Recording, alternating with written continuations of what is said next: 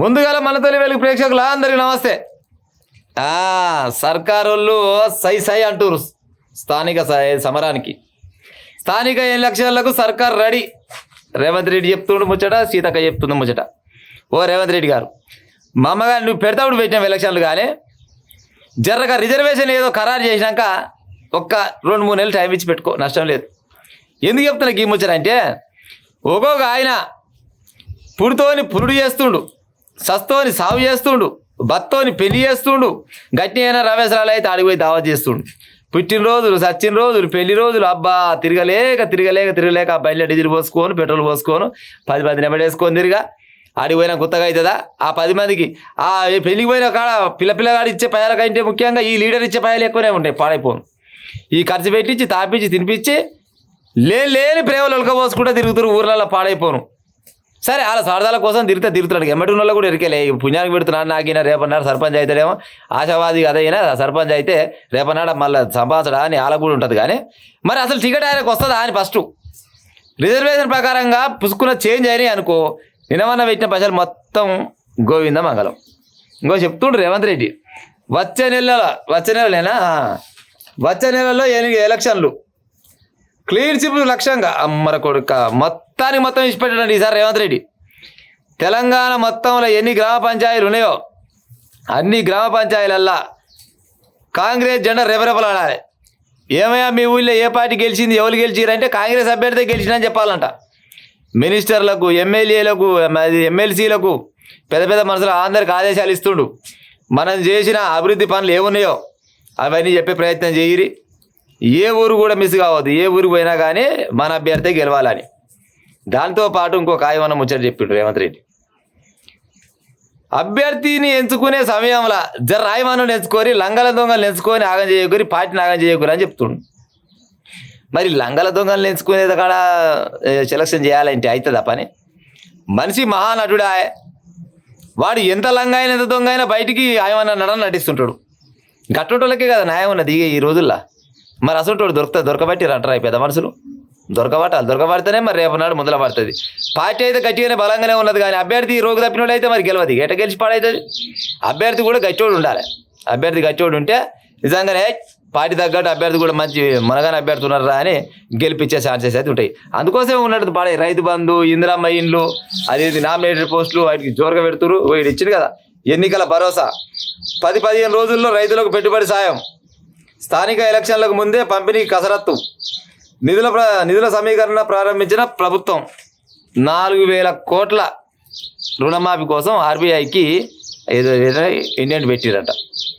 అంటే అన్ని పనులు చేస్తున్నాం. ఇక రానున్న రోజుల్లో మొత్తం గ్రామాన పల్లెల ఏడ చూసినా కానీ కాంగ్రెస్ జెండా రేపరేపలాడాలి అని అంటుడు. రేపరేపలాడే టైం దగ్గరికి వచ్చినట్టే ఉంది. ఎందుకంటే కొన్ని రోజులు అతకాలం, కొన్ని రోజులు కోడల కాలం అన్నట్టు అయితే అయిద్దేమో. కానీ అభ్యర్థులను ఎంచుకునే విషయంలో మాత్రం చాలా జాగ్రత్తగా ఉండాలి. కాంగ్రెస్ వాళ్ళు మామూలుగా ఇప్పుడు ఆయన అయితే ఆల్రెడీ సీటు చేయించుకోండు, మంచిగా కుర్చీ ఏది కమరాయన కాడికి పోయిండు, కమరాయన కాడికి పోయి మంచిగా కుర్చీ చేయించుకొని పేరు కూడా రాపించుకున్నాడు. బయట పెడితే నోట్లు తగలనుకో దాచిపెట్టుకుని అంతేగానే కుర్చీ చేసుకొని ఇంట్లో పెట్టుకొని కూర్చురు. రేపు గెలవంగానే అభ్యర్థి ప్రకటించగానే దాదాపు ఆయన ఏమంటున్నట్టే నేనే గెలిచేదిగా ఆల్రెడీ అయ్యేపోయింది. కాకపోతే మెజార్టీ ఎంత మెజార్టీ వస్తుండొచ్చునా అని ఒక్కొక్క ఆయన. ఇంకొక ఆయన ఏం చేస్తున్నాడు, మీరు ఎందుకు ఖర్చు పెట్టుకుంటారా ఉత్తపుణ్యానికి, ఆల్రెడీ నేను గెలిస్తేనే ఉన్నా నేను ఆల్రెడీ ఫిక్స్ అయిపోయినా, మీరు ఎందుకు ఖర్చు పెట్టుకుంటారు, మీరు ఖర్చు పెట్టుకోకరని చెప్తా ఆయన ఇంకొక ఆయన. ఇక ఒక్కొక్క ఆయన అయితే ఏడలకు దావతలు చేసిన ఆయన ఉన్నాడు, దావతలు ఇస్తా ఆయన ఉన్నాడు. ఇన్ని రకాల ఖర్చు పెట్టుకుంటారు. రేపన్నాడు పుసుకున్న రిజర్వేషన్ అనేది ఇక్కడదక్కడ మారింది అనుకో, ఈ చేసిన అప్పులు ఉతకపోతాయా, మళ్ళీ వస్తాయా? సరే గెలిచినాకంటే పాడైపోను, ఆయన ముంచి ఏదో రకంగా మళ్ళీ చేస్తారేమో. కానీ ఫస్ట్ టికెట్ అనేది రావాలి కదా. టికెట్ రావాలంటే మరి రిజర్వేషన్ ఉండాలి. రిజర్వేషన్ లేని పాడైపోను మన దగ్గర నడవదా?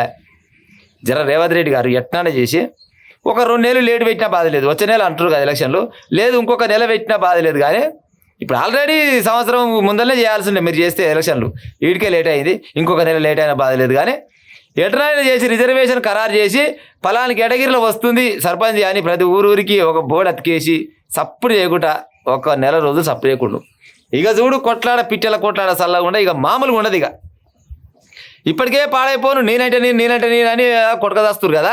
ఇక రిజర్వేషనే ఖరారు అయితే ఇక ఎగిరినాయనే మూసుకొని పోతాడు.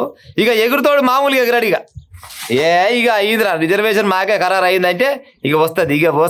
ఇక ఖర్చు మామూలుగా ఉండదు. ఒక్కొక్కడు అయితే ఈ ఇంట్లో తింటాడు, ఆ ఇంట్లో చేయగడతాడు, ఆ ఇంట్లో తిని అవతల ఇంట్లో చేయగడతాడు. సర్పంచ్ ఎలక్షన్ అంటే ఎటుంటాయి ఈ 2-3 నెలలు మాత్రం ఇక ఫుల్ పండుగ అన్నట్టే. ఫస్ట్ సర్పంచ్ ఎలక్షన్లా, ఆ తర్వాత ఎంపీటీసీ 10-15 రోజులలో ఎంపీటీసీ పెడతారంట, ఆ తర్వాత జెడ్పీటీసీ. ఇక మొత్తం ఇదే పని అన్నట్టు. దగ్గర 3-4 నెలలు నిజంగా. ఏది కొంతమందికి, అందరికి కాదు కానీ వన్ పని చూసుకుంటే చాలా మంది కానీ కొంతమంది ఉంటారు చూసినావు, ఏది గోడ మీద కూర్చునే బలుడు వాళ్ళకు ఫుల్ భోజనం. ఫుల్ అంటే ఫుల్. ఒక్కొక్కడు అయితే అభ్యర్థులు 5 పోటీ చేశారు అనుకో, 5 గుర్తులు ఆయనకి గుర్తే ఉంటాయి. ఓది గిన్నె, ఓది గిలాస, ఓ సిప్ప, ఓ తాలే, ఓ చెంబు గుర్తుంటే అభ్యర్థి వచ్చి ఏమైనా ఓటు అంటే నీది గిన్నె గుర్తు నాకు తెలియదా అని అనగానే ఈయనకి మన పొయ్యని ఊపుతుంది, దీనికి పాడే గాసు బుక్ ఊగినట్టు ఊపుతుంది. అమ్మర కొడుక నా గిన్నె గుర్తు దీనికి గుర్తుందంటే ఈయన ఓటు నాకే అనుకో, నాకు ఇంకా 2 రూపాయలు ఎక్కువనే ఇచ్చేస్తాడు. ఆయనకి ఇందే కాదు, ఈ గిన్నె గిలాస తప్పేలు అన్నీ గుర్తే ఉంటాయి, పాడైపోను. లీడర్లని మోసం చేసే ఓటర్లు ఉంటారు, ఓటర్లను మోసం చేసే లీడర్లు ఉంటారు. అంతిమంగా మునిగేదోడు తేలేదోడు అనేది ఇంకొక 2 నెలలు అయితే తెలుస్తుంది. ఇక 2 నెలలు కూడా కాదు, నెలే అనుకుంటా. ఈ నెల రోజులల్లా ఇక ఏమవుతుంది, తెలంగాణ భవిష్యత్తు మొత్తం ఊర్లల్లో ఇప్పటికీ అభివృద్ధి లేక ఒక వీధి లైటు బుగ్గ పోయినా కానీ పాడే పెట్టించకపోతే సర్పంచ్ లేకపోతే ఆ కార్యదర్శి చేసినట్టు, లేకపోతే లేదు.